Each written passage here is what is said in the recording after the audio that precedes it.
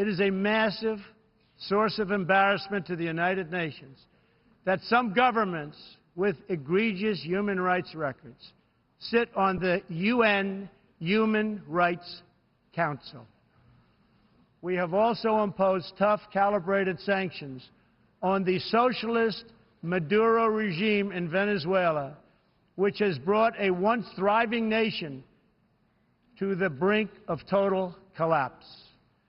The socialist dictatorship of Nicolas Maduro has inflicted terrible pain and suffering on the good people of that country. This corrupt regime destroyed a prosperous nation by imposing a failed ideology that has produced poverty and misery everywhere it has been tried. To make matters worse, Maduro has defied his own people, stealing power from their elected representatives to preserve his disastrous rule. The Venezuelan people are starving, and their country is collapsing. Their democratic institutions are being destroyed.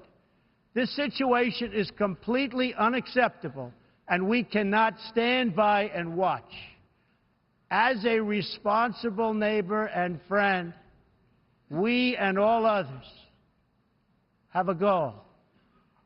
That goal is to help them regain their freedom, recover their country, and restore their democracy.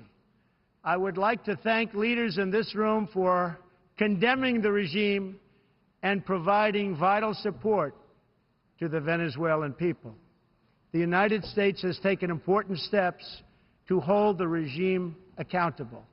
We are prepared to take further action if the government of Venezuela persists on its path to impose authoritarian rule on the Venezuelan people. We are fortunate to have incredibly strong and healthy trade relationships with many of the Latin American countries gathered here today. Our economic bond forms a critical foundation for advancing peace and prosperity for all of our people and all of our neighbors. I ask every country represented here today to be prepared to do more to address this very real crisis.